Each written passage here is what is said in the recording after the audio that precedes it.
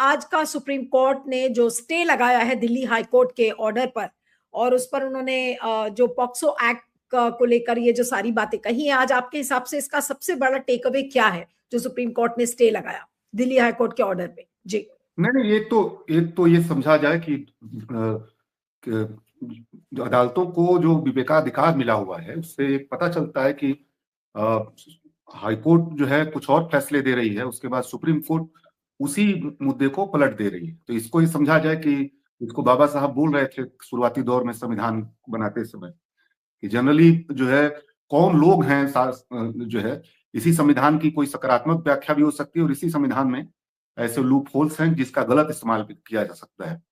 तो कौन लोग हैं जो इस तरह के सत्ता में किस तरह के लोग हैं, ये ज्यादा मायने रखता है। और इसको इसी रूप में देखा जाए कि हाईकोर्ट जिस जिस आधार पे उनको जमानत दे रही है, उन सारे उसी कानून के तहत सुप्रीम कोर्ट कह रहा है कि जो है ये ये जन सेवक वाला जो मसला है कि भाई सुप्रीम कोर्ट ने कमेंट किया कि भाई पटवारी भी जन सेवक में उसमें आता है और पुलिस भी आता है, लेकिन विधायक क्यों नहीं आएगा? ये उसका लूप होल्स है, बोला सुप्रीम कोर्ट ने इसमें कि उसका लूप होल्स है इस कानून का। इस कानून की भावना को समझना चाहिए कि इस कानून को उस भावना पे खड़ा होकर के इसकी व्याख्या करनी चाहिए। इस ऐसे तकनीकी मसलों पे इसको आप नहीं ले जा सकते हैं इस तरह का। या उस सवाल को भी कहा कि माने 20 साल की सजा होनी है तो 7 साल कोई आधार नहीं बनता है, ये लॉजिक ही नहीं बनता है कि 7 साल तो कर ही लिए, सजा कर ही लिए। अब देखिए उसी चीज को पलट दे रहा है सुप्रीम कोर्ट। अगर आप ध्यान दीजिए, जिस बिंदु पे हाई कोर्ट फैसला दे रहा है उस बिंदु को ही सुप्रीम कोर्ट निरर्थक बोल रहा है कि ये उस कानून की बहुत गलत व्याख्या है।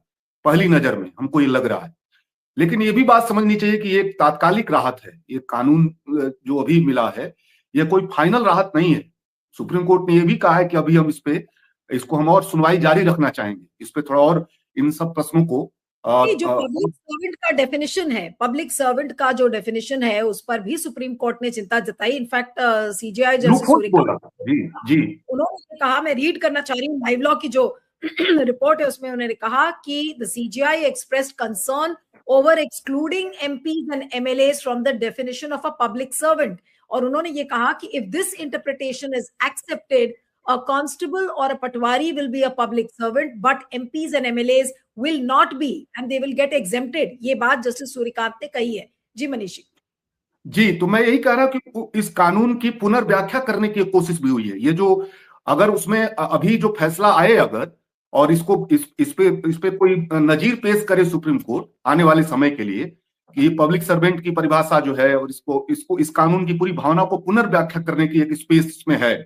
और लेकिन ये बिल्कुल एक तात्कालिक किस्म का राहत है और इस राहत को हम लोगों को कोई बहुत बड़ी जीत के बतौर नहीं देखनी चाहिए, लेकिन ये देखना होगा कि राजनीतिक कारणों से ही वो फैसला उस महिला के विरुद्ध गया था और राजनीतिक कारणों से ही ये फैसला महिला के पक्ष में जा रहा है। इस बात को भी हम लोगों को समझना चाहिए। आजकल हर फैसले में के पीछे पॉलिटिकल जो चीजें हैं, जन दबाव है, राजनीतिक जो है नफा नुकसान है, इसके इर्द गिर्द रहती हैं। इससे हम लोग को पहले के मुकाबले अब ज्यादा रहती हैं। इस बात को भी देखना चाहिए। ये भी हो सकता है कि ये तात्कालिक राहत दी गई है चीजों को ठंडा करने के लिए, बाद में वो राहत फिर बदल दी जाए, बाद में वो फैसला कुछ और आ जाए, फाइनल फैसला कुछ और आ जाए जो हम अभी वो सोच नहीं पा रहे हैं। अभी हमको लग रहा है कि चूंकि मसला एकदम गरमाया हुआ है, देश भर में इसको लेकर के बहुत ज्यादा गुस्सा है, बहुत तनाव है, धीरे धीरे जिसको अनिल जी कह भी रहे हैं कि एक बड़ी एक तरह से प्रेशर है सरकार के ऊपर, तो अभी तात्कालिक तौर पे उस प्रेशर को रिलीज करना भी हो सकता है। इस बात को भी हम लोगों को समझना चाहिए और इसलिए उस फैसले में देखना होगा कि उन्होंने भी कहा है सुप्रीम कोर्ट ने कि अभी हम इस पे हम सुनना चाहेंगे। ये एक अंतरिम कह लीजिए कि आदेश है कि जमानत रोक दिया गया है। आने वाले समय में अगर ये जन दबाव नहीं बना रहेगा, अगर ये आंदोलन का रूप नहीं लेगा, आने वाले समय में ये प्रेशर नहीं बना रहेगा इन ऐसे प्रश्नों पे, जनता सड़कों पे नहीं रहेगी ऐसे प्रश्नों पे, अगर इसमें कोई अगर स्पेस देगी जनता, तो ये फैसला पलट सकता है। जिसको अभी पासा साहब ने भी, जो वकील हैं, उन्होंने अपना बयान देते हुए कहा है कि इसको कोई फाइनल राहत की तरह न लिया जाए, ये एक तात्कालिक राहत है और जानबूझ के बहुत सारे बड़े प्रश्नों को सीबीआई ने उठाया ही नहीं।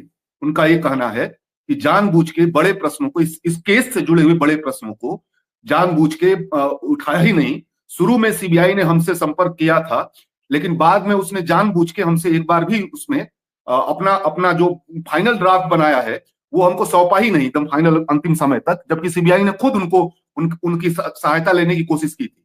तो हम लोगों को इसको ऐसे ही देखना चाहिए कि बीच की राहत है, आने वाले समय में अभी इस पे फैसला होना है, फाइनल होना है। जनता क्या रोक लेती है, सत्ता के ऊपर कितना दबाव डाल पाती है, इस पे ही निर्भर करेगा कि फाइनल फैसला भी पीड़िता के पक्ष में आए।